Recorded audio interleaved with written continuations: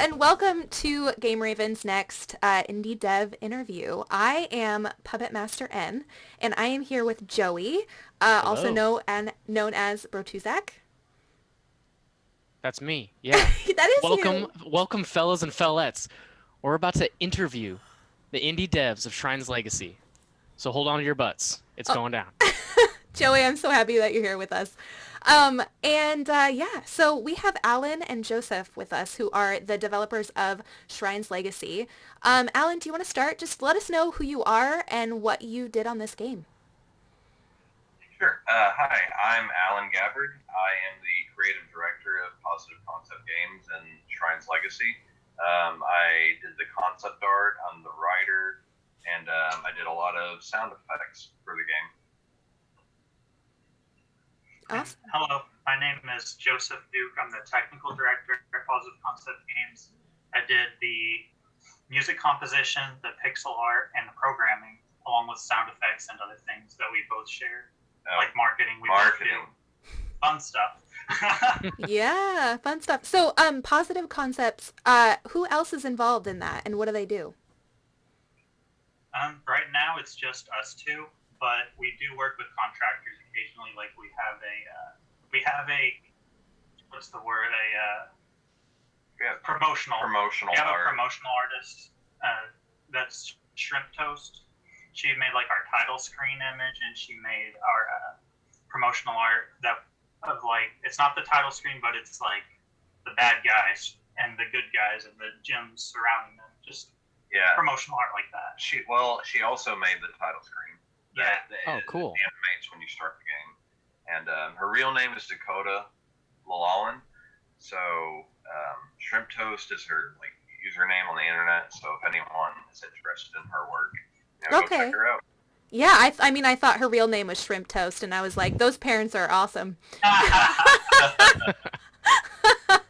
Oh, that's awesome. Well, okay, so can you give us a very brief idea of what Shrine's Quest is before we show this trailer? Just a really brief idea of what the story is. Sure. It's a 2D action RPG in Super Nintendo style, and you can play two-player co-op in it or single-player, and you're going around in a semi-open world, not really, it's like a Link to the Past, and you are retrieving gemstones to restore the Sword of Shrine to defeat the main villain of the game. So to compare it to like other games, it's kind of like a combination between like Legend of Zelda and Final Fantasy. Like the story is like Final Fantasy and the gameplay is like Zelda. Yeah. So it's like a hybrid of the two genres almost. And if you're a real Chad, it's more like the Soul Blazer games than Zelda. But most people don't know what Soul Blazer is, so. Joey, I have to be honest with you all, I have not actually gotten to play this demo quite yet. But Why? Why haven't you? I know, I'm such a slacker. It looks amazing. Every time I see that trailer, I'm like, y'all got any more of that Shrine's Legacy? Can I get the finished game already, please? So. Yeah, so I'm going to let Joey actually take point on this, because I'm coming in pretty fresh. So take it away, Joey. Awesome. Thanks for the introductions and the trailer. So I just had kind of some few questions, and maybe we can go into that. But it was kind of like, my first one's probably like, what's your like biggest like hurdle moving forward with kind of like completing the game? Because you told me it's not, another like 2023, but maybe there's like something that we can all help like going forward for you guys or something like that. So just curious. I think Joey's a little eager to get this full game. A lot of people are, and we don't want to disappoint them. Well, the biggest hurdle moving forward is probably just going to be getting attention for our games and for our company, so that we can actually like move forward. So because we plan to do a Kickstarter at some point, like we're hoping we can do one in February, but there's a good chance we'll have to push it back, just because we're still pretty small, like a little bit too small to be asking for the resources that we probably need to ask for. The money, the funding that we need. I mean, yeah, for lack of a better word, money. But yeah, it's money and it's people too. Because having really does help. Yeah, exactly. So I get what you're saying. Yeah, you want to add more? So that's part of it. And then obviously finishing the game is a hurdle in and of itself. But so that will be like the better we can do with funding, and like the more people we can get like eyes on the project, that'll help, because then we can get help from people. Like maybe we can expand the team, or like find a pixel artist, something like that.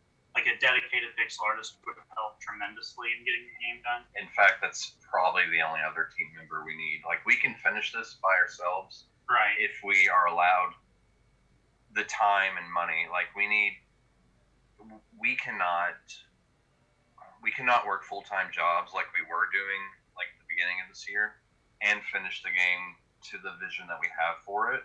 Like, if you check out the demo, you can probably see what we're going for, and things will be improved as well. Like, we're still trying to improve things further. Yeah, just in the demo while trying to keep updating it. It's really just money and time is our biggest hurdle right now, because it can be finished. All the main mechanics are there. And we have a plan. Like, we have the entire story written out for the whole game. So it's just a matter of getting it into the game. Yeah, and for that we need time and not to work day jobs. So. Yeah, I wanted to hit you with the hard question right away, just so we can get through it. So, but now I've got some. So basically, I just wanted to think, what was like biggest inspiration from the game? I wasn't sure. We kind of talked about like, you know, what they remind you of, but like maybe your biggest inspiration as kids or something like that to, you know, help you kind of create this game with your own minds. So, oh gosh, there's a whole story behind this. Basically, I met Joseph in high school, and he approached me for a game idea, and I wanted to use an idea that wasn't like the most innovative idea in the world for our first project. So I promoted the idea for what would become Shrine's Legacy based on a bedtime story that I would tell my brother. Like, I would just make up stories when we were kids, and I would just tell my brother before bed these bedtime stories. And the idea was based on that. And then we spent years learning about how to make a game. And so just iterating on ideas and stuff. But as for what like inspired the idea, Final Fantasy comes to mind. Big time. Like, a lot of the story that I told my brother when we were kids was inspired by me playing through Final Fantasy IX, actually. And as far as like what the game is today, it's very, like, you know, I mentioned Zelda, Soul Blazer, Final Fantasy. So yeah, that's where it all started. Started as a bedtime story. Yeah. All right. Yeah. Awesome. I always love like inspiration from Final Fantasy. Definitely one of my favorite series. Cool. So, and then when we were talking about like back to the first question, what's like kind of the most like time consuming thing with like just making a game in general? Yeah, I have no idea how it works for like developers or anything, so I'm genuinely curious. So because it's just two of us doing like pretty much everything, like very close to everything with a little bit of help, you know, but generally speaking, we're doing practically everything. I guess it's just trying to do everything. Everything is going to take the whole time. Yeah, that's understandable. Quite a bit of time, and you add it all together, and it can be stressful sometimes. Yeah. Okay. I feel like we've gotten in a good flow as far as like the project itself, making it. Because like, oh gosh, last night I watched a video. It said why people want to make games but nobody actually makes games, referring to indie devs. And the plain and simple answer was it's hard. It's hard to learn how to make a game. It's hard to learn programming. It's hard to learn how to make graphics. It's hard to make music, and like doing that by yourself is like, it's like just a colossal amount of work, and it can be overwhelming. So, but I think we got into a good workflow with it. Now it's just a matter of having the time and money to finish it. Yeah, Which, Yeah. speaking of the money, I just wanted to mention in our chat, the link just dropped for their Kickstarter. So you guys just started your Kickstarter campaign, correct? No, it's not a started campaign. It's actually a pre-launch page. Okay, But cool. you're going to be doing a Kickstarter at some point. Yeah, you can follow it, and you'll get an email notification saying when we launch it. Yeah. So, Yeah, for sure. Okay, cool. Yeah. So that will help. Absolutely. And, you know, we here at Game Raven, we've gotten to know some really great indie devs, and it seems like that's a big theme, you know, especially with solo devs or small teams like you. It's just the time and the money is what gets in the way. I kind of want to know, you know, you said another big challenge is just doing everything and returning back to it. How do you find the inspiration to return back to it? Do you guys lean on each other, or what do you do to help yourself, like, stay in it? that's a good question. The fact that there's two of us definitely helps tremendously. Like, I can see how solo devs give up. Like, it's not having someone to help and to, like, whenever, say one of us is, like, feeling bad, the other one can be like, no, we gotta keep moving forward. So it's like a crutch, I guess. Whenever things get tough, you can basically have a crutch to get back up with. So it helps tremendously. Hmm. And I would say right now, having a community, right now, it's just two of us. We don't have a marketing manager. We probably won't for a long time. Even on this project, maybe it won't happen because that costs money. And we're doing all the marketing. Mostly me. I'm reaching out to people while Joe's programming and working on improving the beta demo right now. And that part of the job I don't like personally. I enjoy reaching out and talking to people and getting to know people. I mean, that's how we got introduced to you guys, because, you know, like, somebody asked us about our game, and, you know, I enjoy that part, but, like, everyday thing, like, it's not. I'm an artist first, not a businessman. And I'm sure, like, just about every indie dev will second what we're saying, so it's not really an unusual thing. Exactly. Yeah. But yeah. Okay. Yeah. So with just the two of you, I know you're interested in maybe at some point in the future you want, like, some sort of manager or something to kind of help get your name out there, or maybe you were thinking of another person to work with. I know you said that you were working with the Shrimp Toast Dakota, and is she one of the artists as well, or she just did just kind of a few things for you guys? She did a few things, but they were very important things. Very Okay. important. Yeah, like the logo for our game, the logo for our company. Actually, she did that in addition to the title screen and the promo art. Right. Well, I like it. It's really cool. So Mhm. Mhm. Thank her. She Yeah. did a great job. Hopefully she's watching right now. I don't know if she is, but it'd be cool if she was. Yeah. Yeah, and I wanted to add your last question. I wanted to add one more thing. Having a community helps too. I think pushes me, at least, because I don't want to speak for Joe on every term. It pushes me through this mental fatigue of, okay, I got to get up and I got to make a tweet about her game, and I got to share it on Reddit.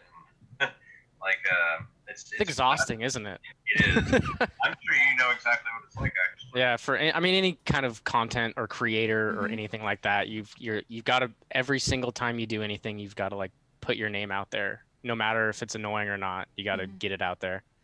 Yeah. And that's something people don't understand about social media sometimes, is it is a content creation platform. And if you create content, then you will get more followers. However, when you're already creating content, sometimes it's hard to create content on top of the content.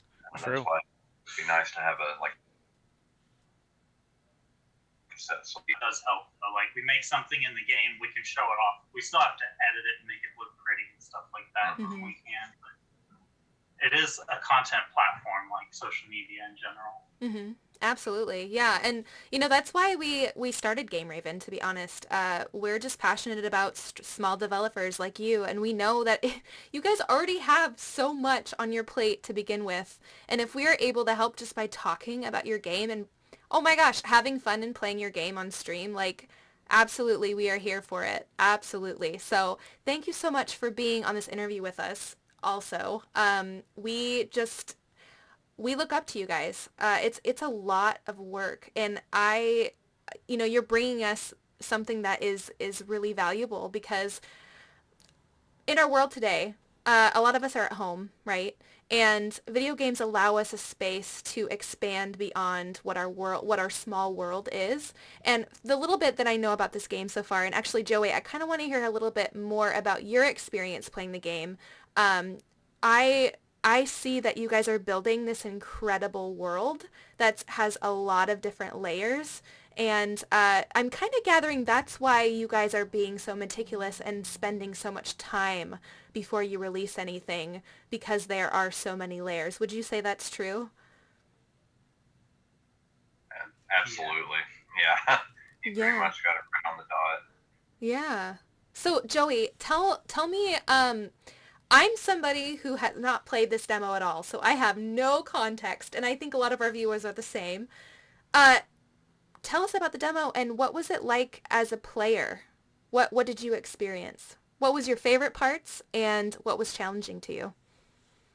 So basically, like this game kind of hits a lot of the points right on the head for a lot of like games that I enjoy. So you're gonna start in. It does your cute little intro for your kind of your main character. He's got a sick weapon he's training with, and he's gonna put it away, and then kind of little intro story starts. You kind of get like enthralled with the environment. You kind of check out your hometown. Just regular, really good intro, and you're introduced to kind of our you're introduced like straight away the main villain into the game. I won't tell his name, but it's really dope. And then you get your weapon back, which I was excited about because I was like, I don't want no wooden sword. And then later on, you meet up with another girl who's needs this sword because she doesn't believe in you at all. Basic like secondary protagonist kind of thing, wanting to take over the main protagonist, which I always love that. The main protagonist is always going to be the badass. And later on in the game, you find more equips, and you're like, oh my god, like this makes your weapon is already like good, and then you got something else to go towards your weapon. And there's puzzles that I wasn't expecting puzzles, and you got to use the magic that you acquire later on to figure out the puzzles. So I don't know, it's got a lot of things. You've got like great combat. I mean, when we're talking about like Super Nintendo combat, I really enjoyed that. It's kind of like figuring out everything. Like I'll say I'm pretty well seasoned. So but they did help me out too. They were in my stream, but we got through a lot of the stuff. I think I found most of the secrets. I'm not 100% sure, but it's always exciting to find. You're like, oh, there's a little like kind of nook over here, and what do you know? There's a chest back there, and it's like something exciting to find. Like, I don't know, I always love that stuff. Figuring out like playing a brand new game, like blind playthrough, and you're figuring out all these like cool new things that like these guys like Alan and Joseph have like put in, and like me finding them, it was like so exciting. Like later on, like there's boss battles, there's whole new towns to explore. There's like a huge like variety of characters that are just they're humorous, they're unique. Like I don't even want to start talking about the masked men, the masked brothers. Like that was like I was not expecting that. Like I walked in, yeah, the Luchador brothers like going off. They think they're cool, but they're not cool because we're the main protagonists. We're cool, and like the boss battles are like exciting. They're different. They're like very unique in the ways of like how this type of style of game goes forward. So I was just really stoked. Basically, the whole demo, and like demos for free, it's amazing. It's very well polished. I think there's depending on how on how you play, I think it's around like I would say 2 to 3 hours, just depending on how it is. And I mean, free 2 to 3 hours, like you're stuck at home, might as well like play it and get it out there. So it's like all the enemies change with the regions. Like there's just so much to talk about, and they've had so much more in store. That's why I'm excited to play it. It's so good. And Alan and Joseph, I want to hear why you guys are excited about this game. Well, it's like Super Nintendo games are a bit. I'll talk for me first, so I won't put any words in Alan's mouth. But for me, like, I've been a big fan of like Super Nintendo games since I was like probably 4 or 5 years old. Like, I played the crap out of them. I've played a lot of different Super Nintendo games, and that's where a lot of the influence for our game comes from. On my side, is from Super Nintendo games like Final Fantasy VI, even 5 and 4. And Link to the Past, the Soul Blazer trilogy, games like that have been a huge influence. And like, I want to take like all the best things from those games and just kind of put them together in a way, and then make something that's, just a conglomeration of all these different things that I love, I guess. And I think Alan should speak for his side because it's a little bit different than mine.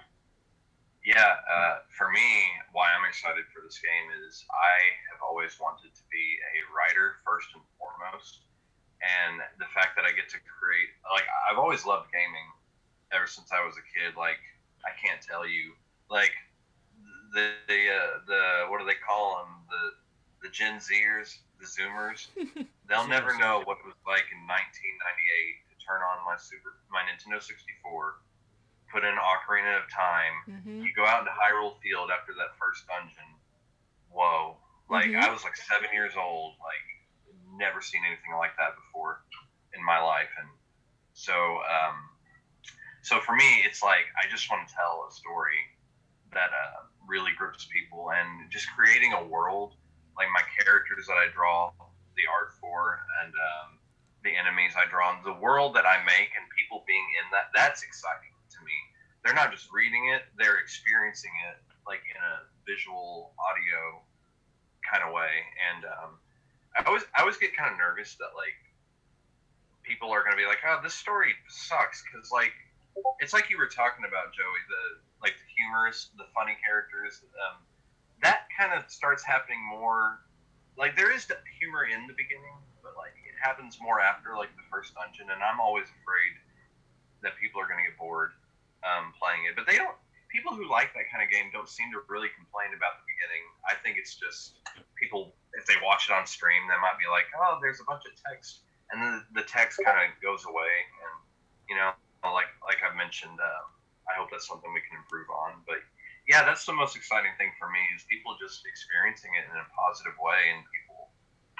And there are some things I've heard that make me just makes me feel all fuzzy inside. Like people are saying, like one of the earliest lines is "Never give up, especially on who you are," and that's surprisingly has resonated with people. Like, oh, I love that line. It means a lot to me, and it's I wish they knew the context, because it means something in game, but you don't find out in the demo. But just things like that resonating with people is really, like, as an artist, as a writer, it just means a lot to me personally. So yeah, playing it, I'm still thinking again. There's just a lot of features that I wasn't really expecting, like the way that, like, you level up normally, but then there's like kind of the potion thing, where you kind of get what is it called? Permanent stats from taking certain potions. I couldn't remember. Were the other potions, did those give you temporary stats? Yes. So you had like potion slots, and then those potions give you permanent stats to health, and like magic, you got MP as well. So HP and MP, and then you also had, was there defense and attack power as well?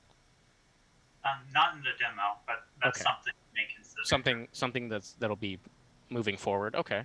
Is there any temporary stats for attack and defense. So. Yeah, Yeah. it was temporary, not permanent. Okay. Because I think that the leveling up off the enemies gave you permanent like attack stats. Yeah. but not the potions quite yet. Yeah. So what's like moving forward? What's gonna be like one of your favorite things? Maybe like a spoiler you're gonna add or something like cool. I guess I don't know. I'm just excited to hear. Oh, Maybe we can be really vague about the I'm okay with Lucador vague. honestly, The Lucador brothers will be very interesting in the final game. So Okay. if you think they're interesting in the demo, they will be more interesting in the final game. I think I think people, that's one. I think players who, a lot of players like Delane. Like, she seems to click with people, and then some The people. old lady. Yeah, the old lady. Okay, I could. Yeah. Okay.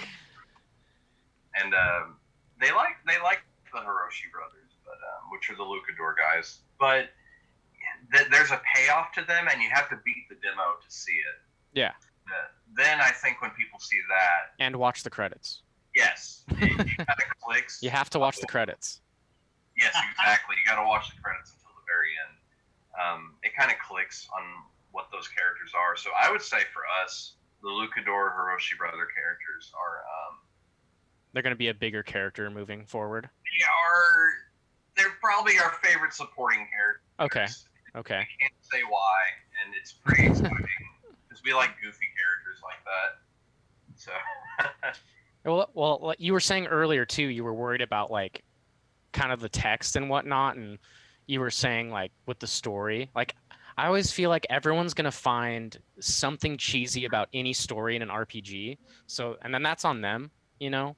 Like when you write your own story, you're gonna sit here and you're like, oh, this is super funny, you know. And then like obviously there's gonna be a few people out there that are like, oh, this is cheesy. But you know what? You got to learn to love the cheese, and I love cheese. I do too. It's tortilla chip. Yeah. without cheese. Yeah. Somebody said in the chat that never give up instantly makes them think about never surrender from Galaxy Quest. Yeah. It's silly. There you go. Yeah, I love cheese. I mean, I mean, I had one of the other guys was in. I had another friend, Twitch streamer, in the chat, and he actually played the demo too. I don't know if you guys ever hopped into his, but he really liked it too. He said that there was probably like some sort of mechanical thing that he would change himself personally, but he said other than that, but you know, he's kind of he's a stickler, but we love him. So we actually watched a lot of his stream. oh, the it was Vast Ice Gaming, him. Yeah, he's a pro gamer. Yeah, Pro Super Nintendo gamer as far he as is. He is. He's honest too, so Yeah. I like that. I like honesty. And Yeah. I love honest feedback and criticism. Unless you're being a troll, like then I can tell. It's like He's okay. he's not a troll. No, He he's not. hates trolls. Yeah. He hates when I go in there and troll him. Which if he's watching, which I'm sure he's not. He's on the East Coast as well. So he might be. I apologize for not tuning in at the time. I think we were busy working on updates for the demo, and yeah. And I played the updated one, right? We both did. You might have played. It was like V 1.1. 1.1. Is Yeah. There's a 1.2 now. Okay. It's not a big update though. So it's not like game changing. It's just kind of maybe like graphical. Yeah, just a couple graphical updates and bug fixes. I think. yeah, the trees look a little bit better. I think Emmy played version 1.0 actually, Yeah. which is unfortunate because I think it's a little bit better now. Oh, And a the little- trees look better. I better bump up my score. Yeah. Yeah, since you played it, they should look a lot better. And we're gonna try to make one more update. I think we say At least one more. I At don't know least. how many more exactly, but and it's gonna change gameplay a little bit. There's gonna not like just how it feels a little bit more. Like we want to add a dash attack to make Oh yeah, I'd love that. look as fun as it actually feels. yeah.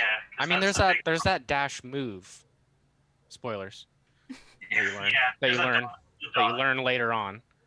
Yeah, that's But- dodging. Yeah, Okay. like a dash But that attack. doesn't do an attack, right? Right. Okay. You just want to do where you're running, like you hold down the run button and then you attack, and the character like does it. Just Okay. something really Oh, cool. okay. Okay, I see that.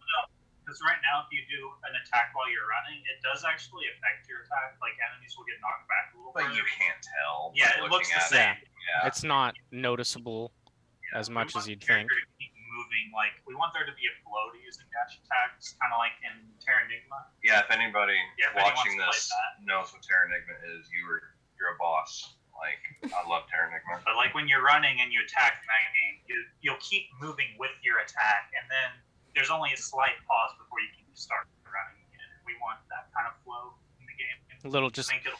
I mean, it just sounds like you're just really looking to like kind of add more fluid to the game and a little more polishing. I mean, it's already like I said in the demo, it looks like it's really close. Like, it's probably just more preference stuff on your end that you want to get. Make it sure it's like perfect in your eyes. And we wanted to, like, part of the issue with our game is it's fun to play, but it's hard to get people to play it. And part of that might be like stuff like certain game feel things might need improvement. Like maybe the dash attack could help, because you can watch a video and you'll see the dash attack and be like, that looks cool, fun. There you go. Do that. So that, and plus when you actually play the game, it will be fun. So it's not just for visual effect; it's also for fluidity. But stuff like that we think might help, even if it's just a little bit. Might help get people's attention. Yeah, to get them to actually play it, or just follow us and maybe support us on Kickstarter when the time comes. Get people to take the next step, basically, beyond just looking at the video and maybe clicking like or something. So I guess thinking about that, and then earlier when you kind of were worried about how like the intro, you maybe thought that people would get a little turned off with the text.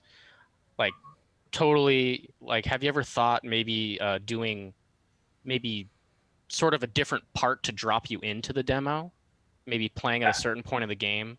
Like, maybe instead of it kind of being like the beginning of the story, you kind of maybe a different part in the story? Or because I know I've played a few demos where they kind of like drop you in like like midway through, or maybe almost sometimes in game to like really like clench onto you and make you want to play the game. Because I know that's what sounds like the one thing that you're worried about is like the intro is like gets people to, you get there, you get the person on the game, but then they kind of like don't want to continue. They think the whole game's going to be like text or something. But that's the only thing that I mean, that's just my thoughts on that. What do you guys think about that? That's a great idea, and that's actually one idea we had. The only problem right now for the demo, it's like we would have to make a new set piece, and almost all the spells are done. Some of them need sound effects. So like, depending on what spells you get at the midway point, like if we started players at a midway point at flashback, we could do the spells easily, but it's just the making the set pieces and the enemies.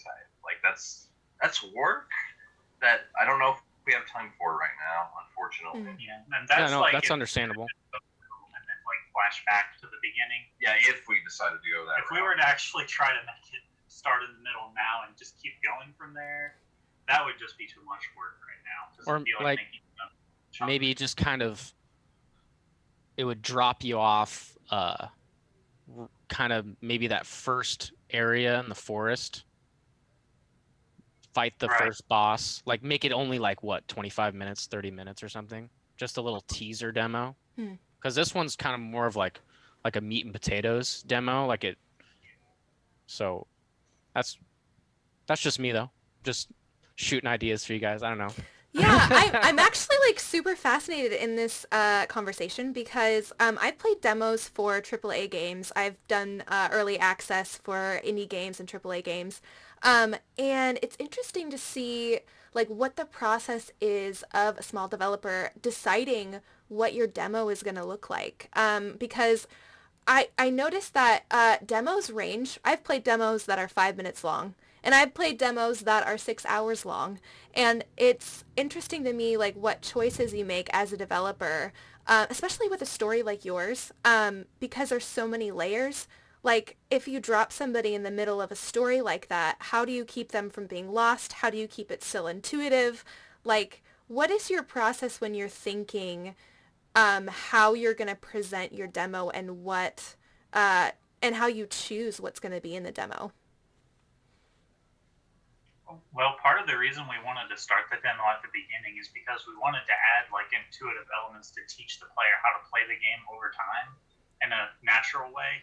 And starting it in the middle of the game would mean we have to shoehorn something in that's like a tutorial that's not actually supposed to be there. So that's part of the reason we chose the beginning. Oh, and it's story driven, so people might be confused about what's going on in terms of the story. It's like, who's this villain? What? Gemstones? Huh? I'm out. I quit. You know what? This game sucks. Wow. 7 out of 10. Not enough water.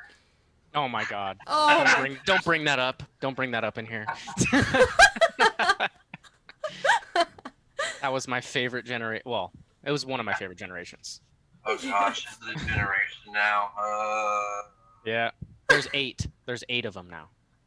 I think we're on the 9th, technically, PS5 and Xbox. Oh, I'm talking about Pokemon. You are 'Cause you- talking about Pokemon. 'cause you Yes, said- I do know it's from Pokemon. I'm not a fraud. I'm a fraud. When I hear 8th generation, my brain goes, oh yes, 8th gen consoles. So, but yeah, okay, Pokemon. Gotcha. Yes. We are. Oh yeah, we're 90s kids, so we're all about that Pokemon. I literally just opened up a booster box yesterday on stream. Yes. I love it. Nice. Well, Joey, do you have any other questions for Alan and Joseph? Well, I mean, maybe just a couple I've got here. I don't know if we've already kind of hit them. I guess since with time and money was kind of like one of your main concerns, do you have any other concerns moving forward? Or is that... Just the fact that we're new to all this and we don't totally know what we're doing necessarily. And Yeah. like, we know what we're doing to the point where we're dangerous, I guess, to ourselves. Oh, Charles. Okay. But It's like we've done lots of research, but research isn't always the truth. So we have to actually experience a lot of things. Like, we've never run a Kickstarter before. This is our first like real released game. Granted, we've been working with like projects on our own that haven't been released for like a long time, but I think I did a game jam which did have a released game, but that's about it. So there's just the lack of really doing these things is definitely part of it. But we're doing our best, and we're willing to learn whatever we have to learn. Yeah, Okay. so what's your background? Did you guys go to school for what you're doing? Did you just drop into it? I went to school for 2 years for music composition, actually, not for game design, because I kind of figured whatever they're going to teach me about game design is probably stuff I already know, because I had already been making games since I was in like elementary school. So oh my gosh, like I hear stories about people who go to school for programming and like their first class is like, so this is how you open the start menu on your computer. It's like, okay, thank you. I want to be a programmer. I'm sure I would know that, but I got to make sure everyone can follow along, I guess. yeah, I mean, But yeah, I'm pretty happy choosing music composition. Yeah. as for me, I went to school for English literature and philosophy. I double majored in those. Oh, wow. Oh, it looks Yeah. like chat has a question too. If you see, what are we looking at by means of like bare content, enemies, allies, background detail, Oh. etc.? Anything like that? It's actually interesting as well. If you mean like how much content is in the demo, is that what you're? Yeah, that's Sneaky Devil, is that going to be like just basically off the demo, or maybe what they're going to have it towards the full game? Yeah, Sneaky Devil is actually one of our writers too, and he loves bears. So every time we talk to devs, he's always like, Oh! how many bears are we going to get in this? Well, I'll tell you this, Snaky. I'm a big fan of Banjo-Kazooie, and if That's I a can, bear. If I can put a bear in, and Banjo-Kazooie actually started out as an RPG, believe it or not. So if I can put a bear in, you know, he's probably going to be wearing some yellow shorts and a backpack, And no, no. Oh my gosh. I know. I mean, you have frogs on like flying nimbuses and like smoking pipes, so I mean, the possibilities are endless, honestly. I'm not against putting a bear in at all. I just got to figure out how can I make it look unique, or can it be somebody's pet? I don't know. We can make it like a sneaky bear for Sneaky Devil. Yeah, sneaky. See, Sneaky Like Devil. a hidden bear concept somewhere that gives you something. I don't know. He's just trying to see how many bears he can get in how many like indie games that we interview. Sneaky Devil, you get one bear. That's it. And it's gonna be in this game. I'll see what we can do. We'll try to write it down. It's not. There's no bear in the story, the script. Because the script I promised you about that. Maybe but... there can just be a bear that runs past you and just says some absurdity, and then that's all you get. Like no context. Yeah, and we're just like, what? But we know it's Sneaky. It's Sneaky's bear. There it is. Yeah. Yeah, and when it does the little chat box, you can see that the bear's name is Sneaky, and then it runs off. That question for your own sick curiosity. Oh, nice. I appreciate the question. Yes.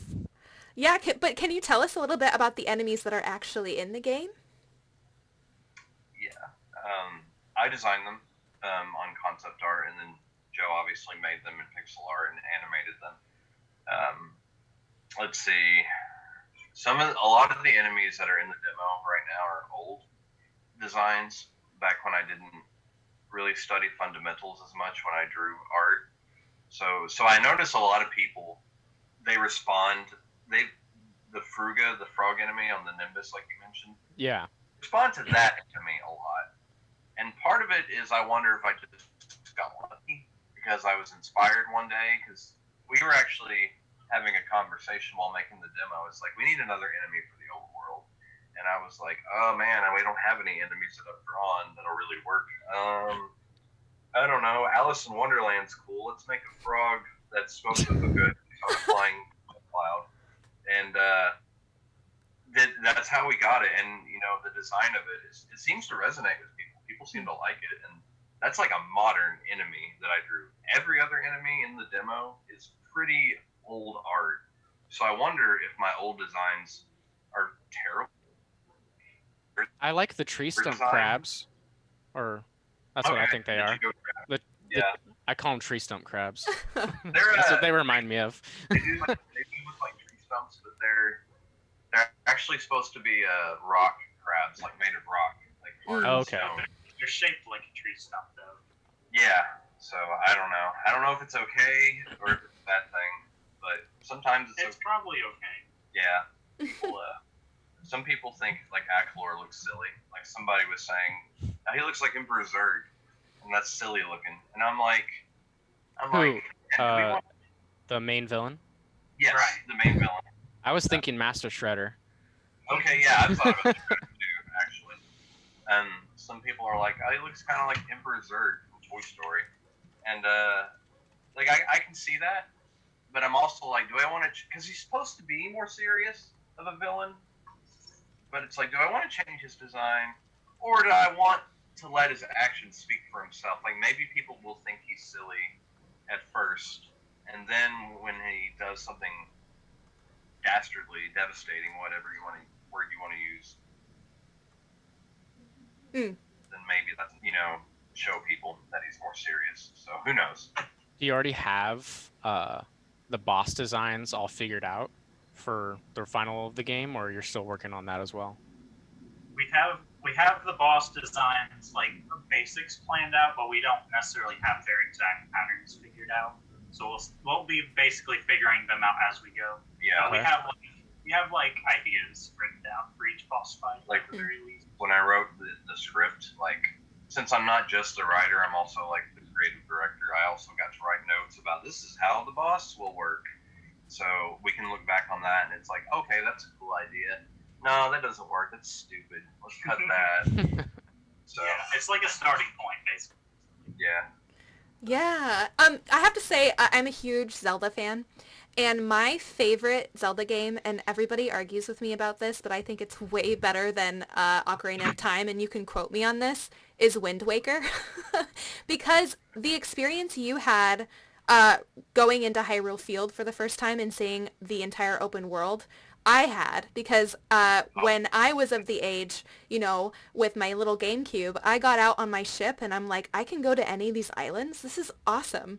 And when you're saying the toad on the Nimbus, I totally thought you were referencing Wind Waker, because there's a boss actually there's two, the Wind God, who's this toad who hangs out, and he's on a Nimbus, and he has this crazy brother with this tornado that you have to attack, and that's totally where it brought me. So as we're talking more, I'm getting more and more excited about this demo. I'm like, oh my gosh, I really need to play this. And yeah. Play it with a friend if you can safely do it, because it's only local co-op right now. There's your 2-player Tuesday right there. Absolutely. And that's another thing.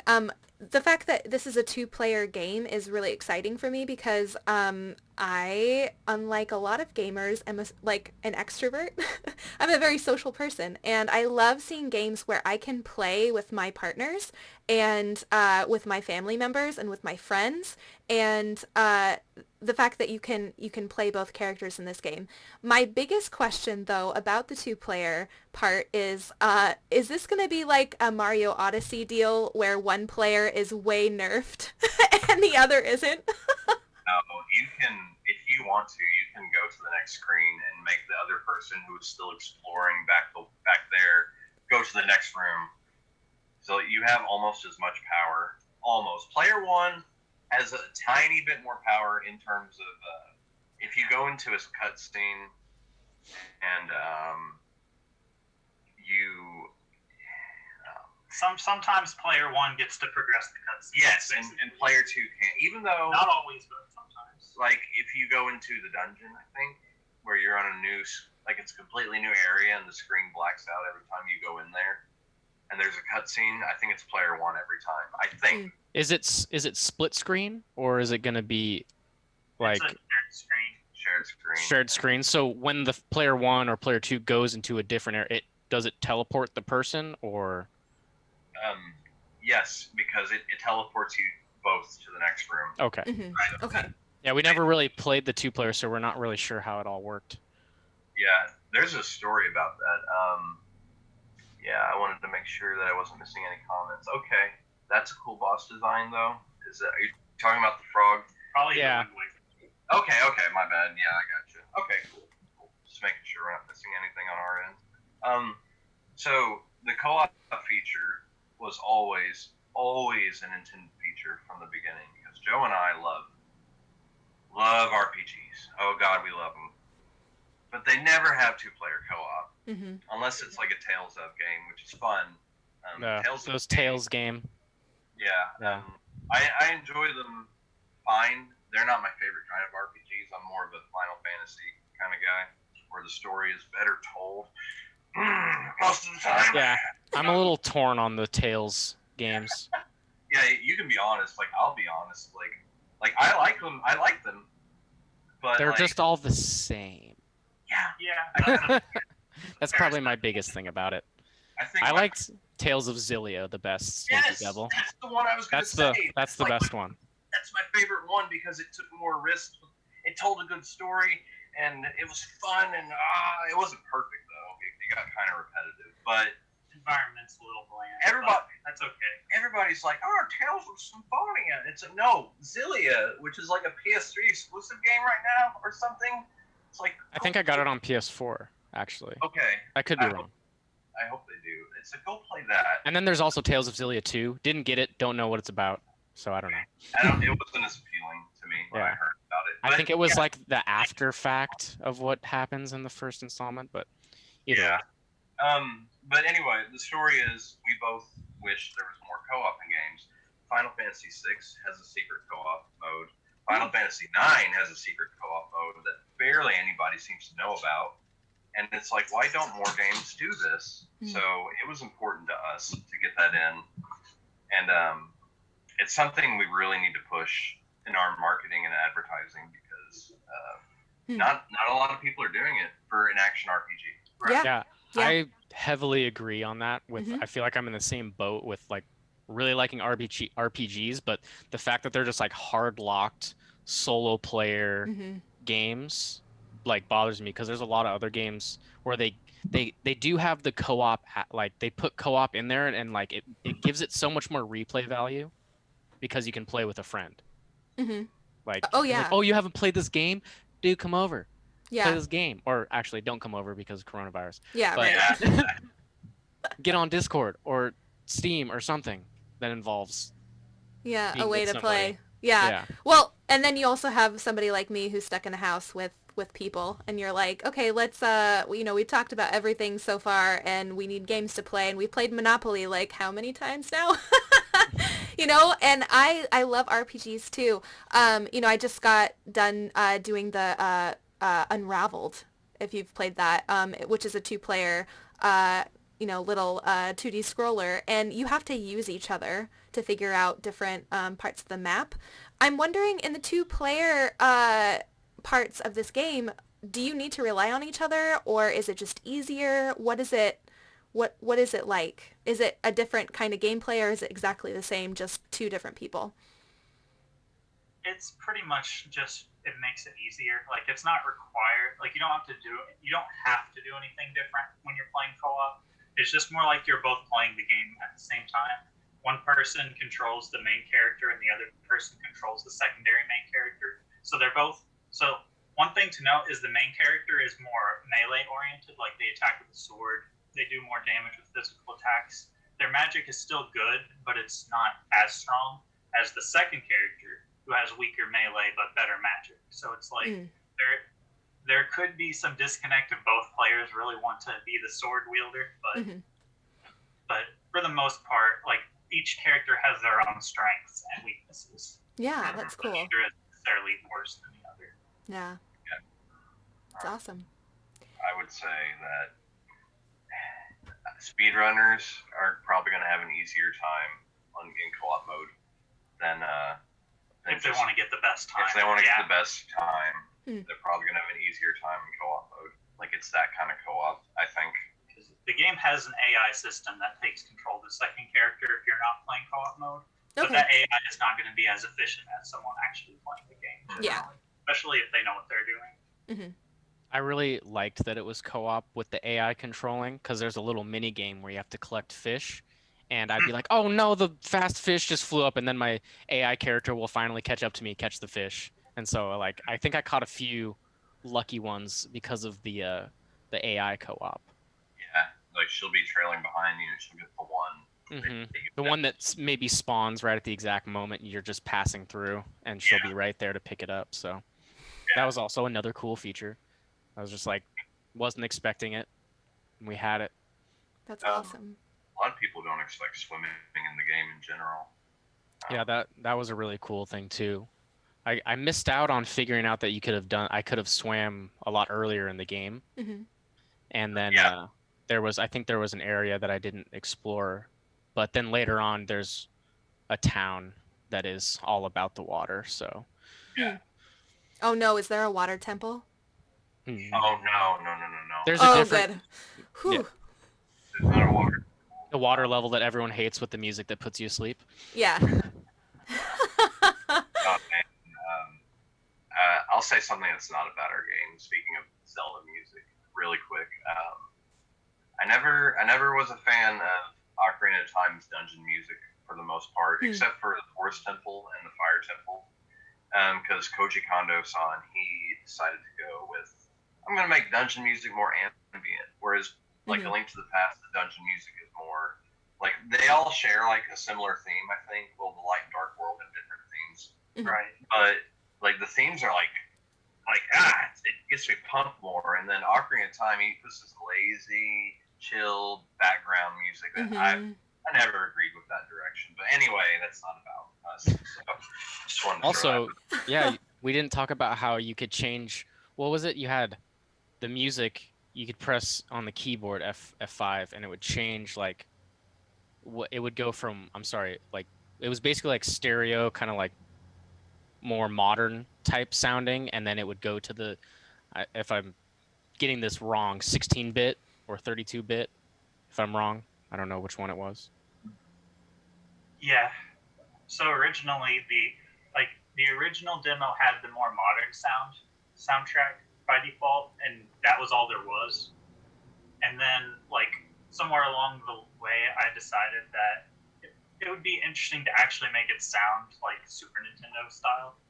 So I remade like the entire soundtrack using Super Nintendo style, and then decided wouldn't it be cool, since there could be some people that are still attached to the old music, you could like switch between the two. So I just went ahead and added that in. It's just a little feature. It might not end up being in the final game just because I might not want to make all of the remaining music in different styles. Two different ways, yeah. But while we can, why not throw that in there as a cool little. Yeah. Yeah, that was really cool. I liked that. That's awesome. And Joseph, you went to school for music composition, right? Correct. Yeah. Oh, I love it when you're actually the second developer we've talked to that has a music background. And I actually went to school for music, so I have a bachelor's in vocal performance. So I totally come from that music background, and it's interesting to see how artists, find themselves in the gaming world, because for me, like, every form of art is storytelling. So, if you're writing a song, you're telling a story through that. If you're painting a piece, you're telling a story through that. If you're creating a movie, or film, or writing a book, you're telling a story. And for me, video games encompass all of those mediums. And so it's super cool to see and Alan, you have a literature and English composition background, so you come from the writing side. So it's like video games for me, it's like this huge pot that everybody from all different parts of the creative world come together and they create this game. And sorry, I'm going on a tangent like I usually do, but we had another developer who was with us, and they were just they were just a programmer, and they said, I think during our interview or before the interview, they just said like, oh, I'm not a creative because I'm just a programmer. And I said, no, programmers are just as much creatives as, the rest of us. And it is a language. You're sculpting a language the same way that you would write a book, the same way that you would write a piece of music, and the same way that you would paint a piece. And it's just beautiful to see how both of you are creatives in your own right, from completely different languages, really. Like, music is a language, and then the English composition part is a language. And you've come together and made this beautiful layered game that we can all enjoy. And you're using each of your skills to make this game so much better. So I'm so excited that the fact that you can change the music from one style to another because you went back through and recomposed everything. That's incredible. And you should be, telling that off of the rooftops, because that's awesome. And then Alan, from your standpoint, it sounds like the story is super complex, and you've done a masterful job of getting people sucked into the story. Just hearing Joey talk about it and how excited he is and how engrossed he is just after 2 or 3 hours of gameplay, that's awesome. So I'm going to get off my soapbox now, but I'm just very excited to have you both here and to see how this game is just a testament to how creatives can get together and create something from different parts of the creative world that is super immersive for us gamers to enjoy. So thank you so much.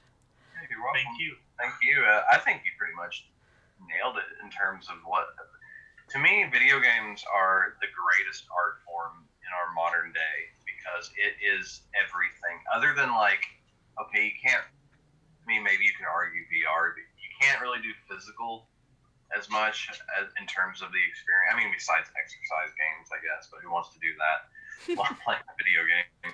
I don't know, some people do. You didn't like Fruit Ninja on the Kinect? Oh, God, yes. I was going to say, I play Pokemon Go every day on my walks, so. Yeah, there is, physical is seeping in, definitely, but to me, yeah, it's all there. It's like the art, the writing, the music, the cinematography even. So film. It's like, and it's interactive. It's like an interactive experience. So it's even better than film, in my opinion, because film has almost everything a video game has except that interactive aspect. Mm-hmm. So that's what I love about it. Like, I think it's the greatest form of art right now, personally. Yeah. As far as what I can get out of it. Storyception. Pretty much, yeah. Each part tells a story, like you said. Yeah, absolutely. And we started to kind of see film go in that direction with like Bandersnatch. If you guys saw the Black Mirror feature. Yeah, Bandersnatch, where you could kind of choose your own adventure. But to me, it was like, this doesn't feel like a film. This feels more like a video game. And our video game's going to be it's really the next step for art and how it's encompassing everything that's come before it. Yeah, and with VR coming up here, I mean, the physical part absolutely is going to be engrossed in it too, I think. Yeah. Yeah. Well, Joey, do you have any other questions? I mean, I think we covered pretty much everything. I mean, was there any questions that maybe you wanted to ask or answer or anything like that you're particularly wanting to get out there, I guess, for your game? It's probably like my final touching point, I think.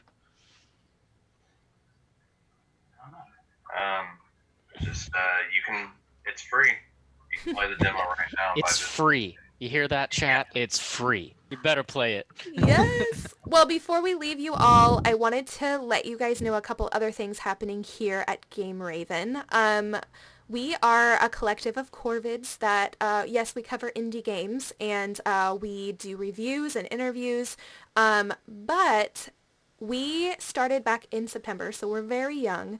We're also very ambitious, and we have decided to put on a 24-hour streaming event to raise money for the kids through Extra Life for our local Children's Miracle Network hospital, Seattle Children's Hospital. As you guys know, we're in a COVID-19 crisis right now, and kids just can't wait for a cure. They can't wait for an economic boost. They can't wait for the curve to flatten. They need help now, and our money, what we're raising, will go toward all kinds of things, including research for better treatments and better vaccines for kids, in particular when it comes to COVID-19 and other illnesses. And of course, also just operations and helping underinsured kids. I don't know what it's like to be a parent, but I have had friends before who have had very sick kids who didn't know how they were going to pay for all of the medical bills coming in. What do you do as a parent when you have a sick kid and you have to take them to the hospital and you know that your insurance won't cover everything? What's so wonderful about Children's Hospital here in Seattle and all of the Children's Miracle Hospitals, they give so much money to help those families cover those medical costs for those kids. And right now, because of everything happening with COVID, they need more. They're always needing more. So we are going to play games for 24 hours, and we're going to raise money to help Seattle Children's. That's going to be on Christmas Eve. That's December 23rd, and that's going to be here on Twitch. And Bro Tuzak is going to be with me. We have some of our other writers, and it's going to get silly. It's going to be great. We're going to play some great games, some multiplayer games, and we'll also have some live music as well. So it's going to be really fun. Even if you can't donate, that's okay. You can still help out by just getting the word out and hanging out with us and helping us raise money. So yes, please join us for that. And without further ado, I am Puppet Master N, and this is Bro Tuzak. We're both here on Twitch as well. And Sarah Fox in the chat though. What's good? Yes. That's my boy. Yay! So excited. You missed everything, but you're here. I love you. Yes. Yeah, welcome. So yeah, thank you. Everybody have a wonderful day, and we will see you very soon. Stay safe out there.